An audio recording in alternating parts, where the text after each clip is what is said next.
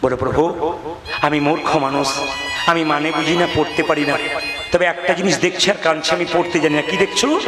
বলছে, আমি দেখতে পাচ্ছি অর্জুন রথের উপরে বসে আছে, জগতের নাথ কৃষ্ণ রথ চালাচ্ছে।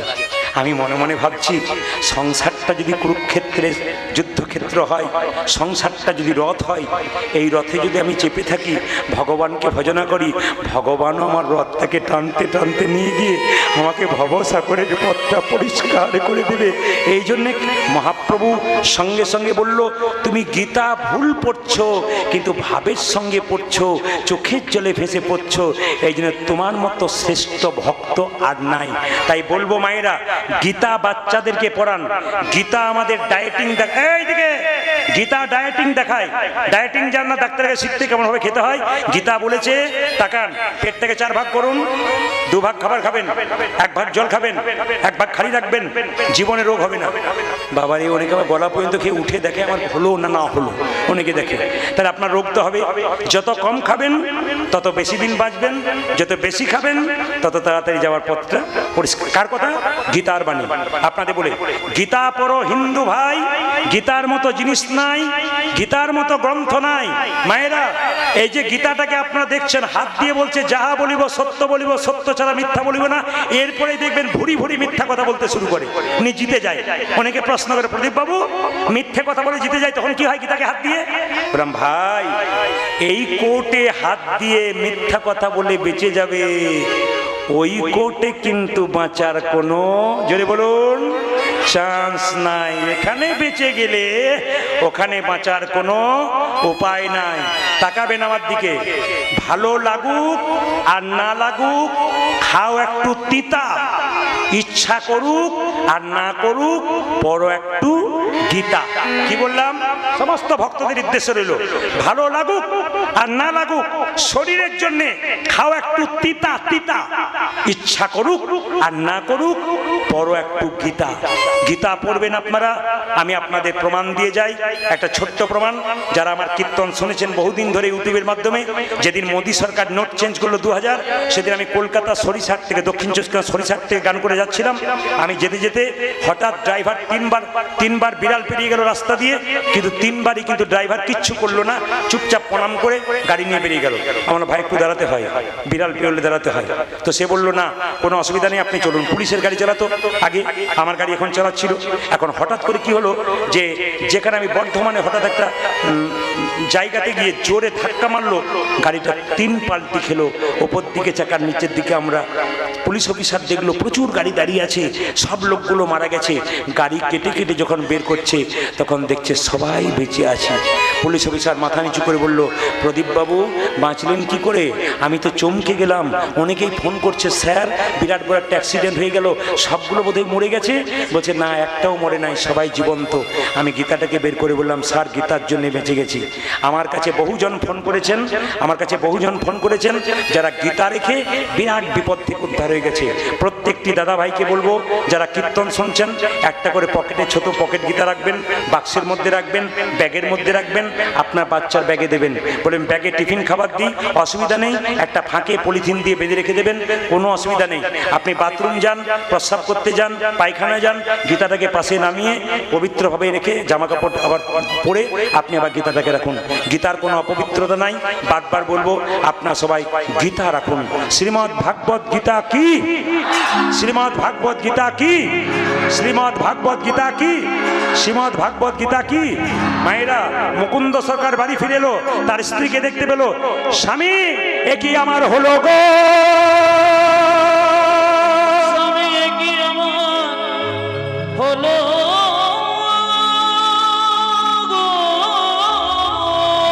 মুকুন্দ সরকার সারা বাংলা চিকিৎসা করতে করতে অহংকার হয়ে গেছে, অহংকার হয়ে গেছে। ভগবান বলে, তোর অহংকারে পতন ঘটাবো, তোর স্ত্রীর শরীরে একটা রোগ দেবো, দেখি ধরতে পারিস কিনা। স্ত্রীর কাছে এলো, স্বামী এ কি আমার হলো গো?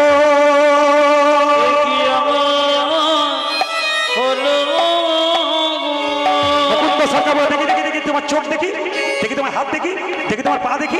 একই আমি সারা বাংলা চিকিৎসা করছি, আমার স্ত্রী রোগ ধরতে পারলাম না কেন? রাত্রিবেলায় মহাপ্রভু মন্দিরে চলে গেলেন। প্রভু বলে, প্রভু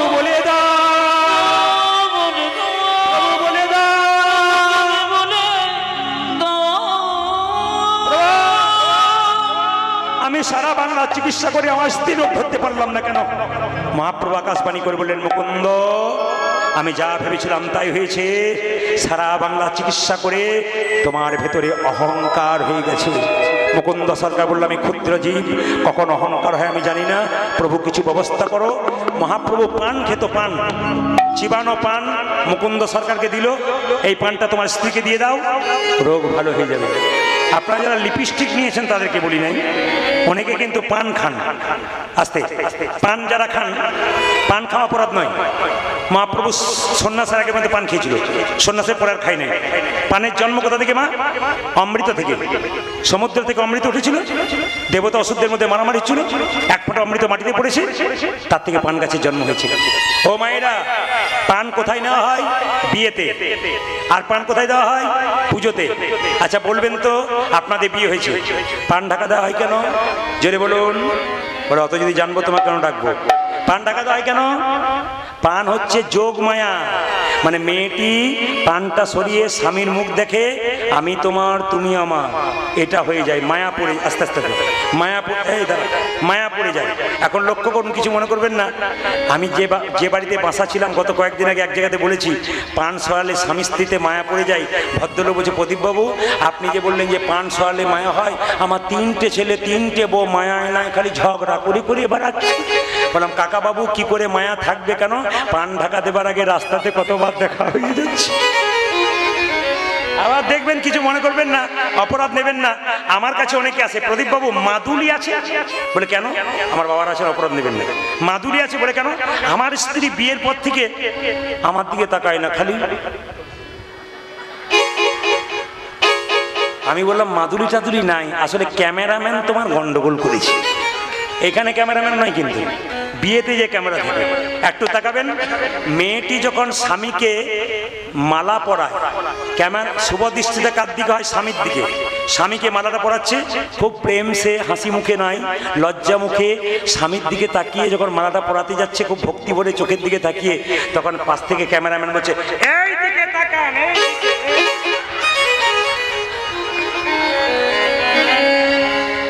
শুভ দৃষ্টি কার দিকে হলো? কার দিকে হলো?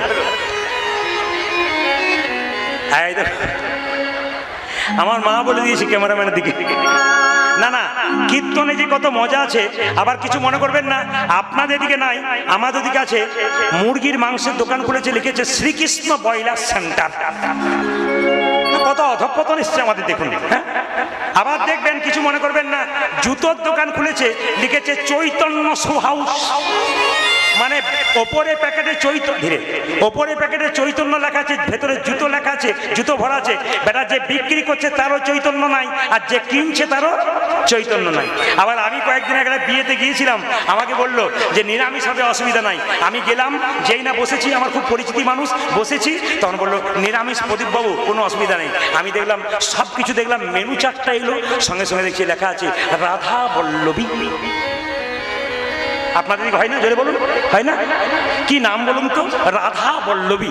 তারপরেরটা শুনে আমি কিন্তু চলে এলাম, তার নিচে লেখা রয়েছে চিকেন কাটলেট অথবা মটন কাটলেট। মানে রাধা বল্লভী, রাধাকে সম্মান দিলাম, নিচে চিকেন। অধঃপতন আমাদের, এগুলো আমাদের অধঃপতন, এগুলো লজ্জা, এগুলো ঘৃণা, এগুলো ধিক্কার, এগুলো হাসছেন আপনারা যারা খান।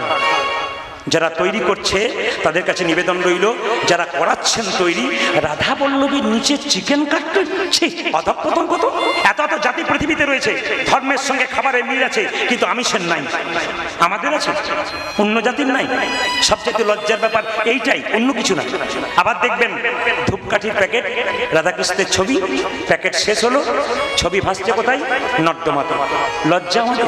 আবার তাকাবেন, এখন আপনারা দুর্গা পুজো দেখতে যান, কি দেখতে যান? প্যান্ডেল দেখতে যান না ঠাকুর দেখতে যান? জোরে বলুন, হিম্মত করে বলুন, কি দেখতে যান? কি দেখতে যান? প্যান্ডেল দেখতে যান। আমি একটা জায়গায় গান করতে গেছিলাম দুর্গা পুজোতে, দেখতে পাচ্ছি একজন অন্য জাতির মানুষ দাঁড়িয়ে আছে, নাম করবো না। তিনি বলছেন, প্রদীপ বাবু খুব তো কীর্তন করছেন, আমি অন্য জাতির লোক হলো, আপনার কীর্তন কিন্তু ফলো করি আমি, কিন্তু আপনাকে আজকে দাঁড়িয়ে উত্তর দিতে হবে। বললাম কি? তাকিয়ে দেখুন। কি দেখলাম? বিরাট বড় প্যান্ডেল, লোকের ভিড় প্রচুর। প্রত্যেকটি হিন্দু জাতির কোনো লজ্জা নাই, নির্লজ্জের মতো দেখছে, কেউ প্রতিবাদ করছে না, কেউ আবার ছি বলে যাচ্ছে না, ঘৃণা বলে যাচ্ছে না, ধিক্কার দিয়ে যাচ্ছে না, বাচ্চাকে দেখাচ্ছে, নিজে দেখছে, একবারও বলছে না এটা কিরকম হলো। দেখতে পেলাম থিম করেছে মা দুর্গা, ছোট্ট করে নিচে, ওপরে বিরাট বড় পর্দা করে থিম করেছে কি, শিব স্কুটি চালাচ্ছে, মা দুর্গা তার পেছনে হাত দিয়ে বসে আছে। হাসবেন না, লজ্জার ব্যাপার। মা দুর্গা শিব স্কুটি চালাচ্ছে, মা দুর্গা বৈষ্ণব কানে হাত দিচ্ছে কেন? এগুলো তাদের শুনলেও পর্যন্ত অপরাধ, বলা তো দূরের কথা। মা দুর্গা শিবের পেছনে হাত দিয়ে আছে, শিব স্কুটি চালাচ্ছে। অন্য জাতের লোকটা আমাকে জিজ্ঞেস করলো, প্রদীপ বাবু কেমন পড়াশোনা করেছেন? আপনাদের ধর্মে কোন জায়গায় লেখা আছে যে শিব স্কুটি চালায়, মা দুর্গা তার পেছনে হাত দিয়ে বসে থাকে? আমি বললাম সত্যি আমি আপনার কাছে হেরে গেলাম, আমার খুব লজ্জা লাগছে, আমার কিছু বলার নেই, আপনার কাছে আমি ক্ষমা চাইলাম। এই প্রশ্নের উত্তর আমার দেওয়ার নেই। এই প্রশ্নের উত্তর যদি মানুষের যেদিন বিবেক জাগবে, যেদিন চৈতন্য জাগবে, সেই দিন আমি আপনাদের বলবো ধর্ম নিয়ে ছেলে খেলা নয়।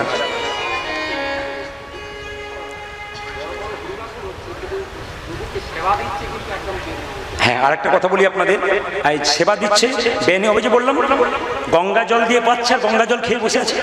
আপনাদের একটা কথা বলে রাখি, দক্ষিণ চব্বিশ পরগনা নয়, প্রায় জায়গাতে কার্তিক পুজো করছে মায়েরা, কার্তিক পাবার জন্য। দুদিন পুজো হয়ে গেল, কার্তিক গাছের নিচে দিব্যি পাখিতে প্রস্রাব করছে, পায়খানা করছে, আর কার্তিক জলে ভিজছে। মানে কার্তিকের চাওয়া শেষ হয়ে গেল, কার্তিক ভিজছে না। যে কোনো দেবদেবী পুজোর পরে গাছের নিচে রাখার কোনো নিয়ম নাই, নিয়ম হচ্ছে বিসর্জন। যদি গাছের নিচে রাখেন তবে বিসর্জন হচ্ছে না, বিষ অর্জন। বিসর্জন নয়, কি বললাম, বিষ অর্জন।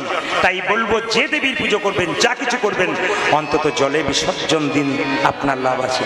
বাবা যেটা বললেন, আইনে করুন, নিয়মে করুন, সময়ে করুন। ভগবানের সেবা সময়ে, আপনার সেবা উল্টো পাল্টা হতে পারে কখনো কাজের তাগিদে, ভগবানের সেবা ঠিক সময়ে করুন।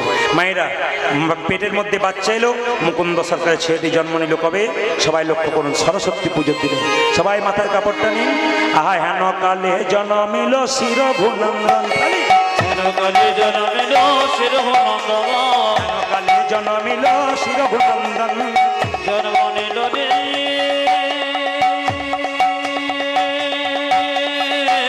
হরি বল।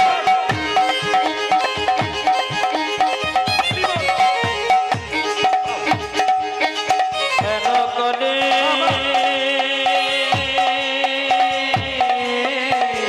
উলধ্বনি, সবাই উলধ্বনি।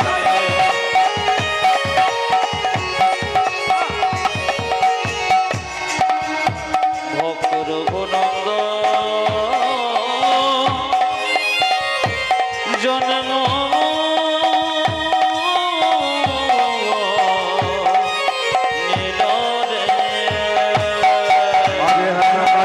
নিল রে মুকুন্দ দাসেরি তাহা আনন্দিত, মুকুন্দ দাসেরি তাহা আনন্দিত, মুকুন্দ দাসেরি তাহা আনন্দিত, আনন্দ ধরে না, আনন্দ ধরে না, আনন্দ ধরে না, আনন্দ ধরে মুকুন্দ দাসের মনে আনন্দ ধরে না, মুকুন্দ দাসের মনে আনন্দ ধরে না, মুকুন্দ দাসের মনে পুত্রের বদন হেরে, মুকুন্দ দাসের মনে পুত্র বদন হেরে, মুকুন্দ দাসের মনে পুত্র বদন হেরে, মুকুন্দ দাসের মনে পুত্র বদন হেরে, মুকুন্দ দাসের মনে পুত্র বদন হেরে, আনন্দ ধরে না, মুকুন্দ দাসের আজে আনন্দিত, মুকুন্দ দাসের আজে আনন্দিত। বাচ্চা জন্ম দিলে মধু দিতে হয়, তাই তো? কিন্তু মধু দেওয়ার নিয়মটা আলাদা। মধু দেয় কেন? মিষ্টি মিষ্টি কথা বলবে, ওই জন্য নয়। বাচ্চা জন্ম নিয়ে মায়ের দুধ পান করতে পারে না, ওই জন্য মধু দেয়। মধু দেওয়ার নিয়ম দুবার। কখন কখন? আতুর ঘর থেকে নিয়ে যাবেন, স্নান করিয়ে ভগবানের মন্দিরে দেবেন, আর যখন ছেলের অন্নপ্রাশন হবে তখন দেবেন। মধু তো কেনার পয়সা আছে, কিন্তু দোকান বন্ধ সরস্বতী পুজোর দিন। দুই কানে শোনাই এলো মধুর হরিনাম, দুই কানে শোনা গেল মধুর হরিনাম, দুই কানে শোনাই এলো মধুর হরিনাম, দুই কানে শোনাইল মধুর হরিনামে শোনালো, হরিনামে শোনালো, হরিনামে শোনালো, হরিনামে শোনালো, সারের কথা শোনার আগে হরিনামে শোনালো, সংসারের কথা শোনার আগে হরিনামে শোনালো, সারের কথা শোনার আগে নামময় দাও, সংসারের কথা শোনার আগে নামময় দাও হলো, কথা শোনার আগে নামময় দাও হলো, সংসারের কথা শোনার আগে নামময় দাও হলো, সংসারের কথা শোনার আগে হরিনামে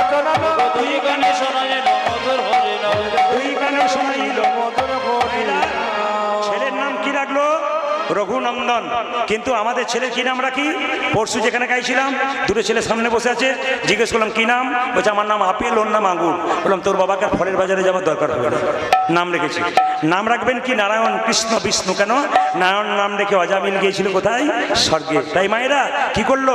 মা সরস্বতী চরণে বললো আশীর্বাদে করো মা, আশীর্বাদে করো মা, আশীর্বাদে করো মা, আশীর্বাদে করো মা। যারা সংকীর্তন গাইতে পারে আশীর্বাদে করো মা, নাম সংকীর্তন গাইতে পারে আশীর্বাদে করো মা, সংকীর্তন গাইতে পারে আশীর্বাদে করো মা, আজ সংকীর্তন গাইতে পারি আশীর্বাদে করো মা। ভাগবতে গাইতে পারে আশীর্বাদে করো মা, যেন ভাগবতে করতে পারে আশীর্বাদে করো মা, ভাগবতে পড়তে পারে হরি হরি, যেন ভাগবতে করতে পারে হরি হরি হরি বলে, সংকীর্তন গাইতে আজ পারে হরি হরি হরি বলে, ভাগবতে করতে আজ পারে হরি হরি হরি নাম বলে। সংকীর্তন গাইতে পারে আশীর্বাদে করো মা। তুই গানে শোনা যেন মত হরিল, আজ তুই গানে শোনাইল মতর বলে। আপনারা তো দিব্যি বসে আছেন, কিন্তু দুঃখ দেবো আপনাকে। কি বলুন তো, আমি 10:30টা টাইম নিয়েছিলাম, দাদা বলেছিল যে 11টা আপনাকে করতে হবে। ঘড়ির দিকে তাকান, ও ছুঁয়ে দিয়েছে। ওই জন্য 6টা থেকে কটা থেকে 7টা থেকে মানে আমি যখন থেকে এসছি আর এরা যখন থেকে এসছে এদের দাম নাই, এদের কোনো দাম নেই। আচ্ছা আচ্ছা, মানে আপনি রান্না করবেন, আপনার হাঁড়ি কড়াইগুলো কোনো দাম নাই, আপনারই দাম আর কি।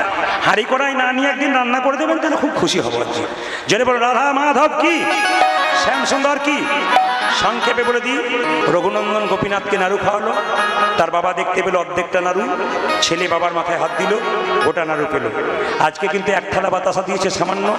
আপনারা বৃহস্পতিবার বাড়িতে হরির লুট দেবেন, হরির লুট দিয়ে সেই বাতাসা আপনি রাখবেন কৌটোতে, আর সেই বাতাসা বাড়িতে বাচ্চাদের দেবেন, মন্দিরে দেবেন, আপনার লাভ আছে।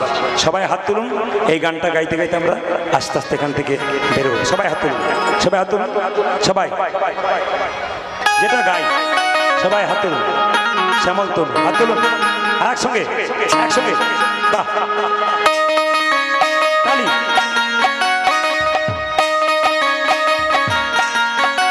ধ্বনি।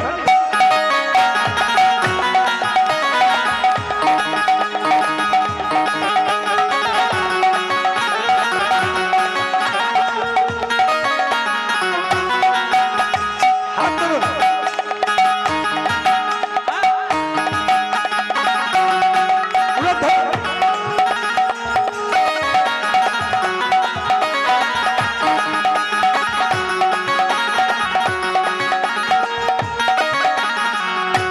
সবাই বসে বসে বসে বসে, শ্যামল তনু যে হলো আবিরে তেলাল, আবিরে তেলাল, হোলি খেলেছে আমার ব্রজের আমার দনু যে হলো আমি দিতে না, আমি দিতে না, হোলি খেলেছে আমার ব্রজের গোপাল। শ্যামল তনু যে হলো আবিরে তেলাল, আবিরে তেলাল, হোলি খেলেছে আমার ব্রজের গোপাল। বুঝেছে শ্যামল তনু বলো যাবে দেবে না, যাবে দেবে না, হোলি খেলিতে জামা বজর গোপাল। সাথে লইয়ে সুদাম সুদাম যত না রাখা, ওগো সাথে লইয়ে, সাথে লইয়ে, সাথে লইয়ে সেরম সেরম যত না রাখো, সাথে লইয়ে, হ্যাঁ সাথে লইয়ে, হ্যাঁ সাথে লইয়ে সুদাম সুদাম যত না রাখা, সাথে লইয়া দিলাম দুদম যত না রাখা। হোলি খেলেছে আমার ব্রজের গোপাল। আগে শ্যামার দনু যে হলো আমি দিতে না, আমি দিতে না, হোলি খেলেছে আমার ব্রজের গোপাল। শ্যামল তনু যে হলো আবিরে তেলাল, আবিরে তেলাল, হোলি খেলিতে জামা বজর গোপাল।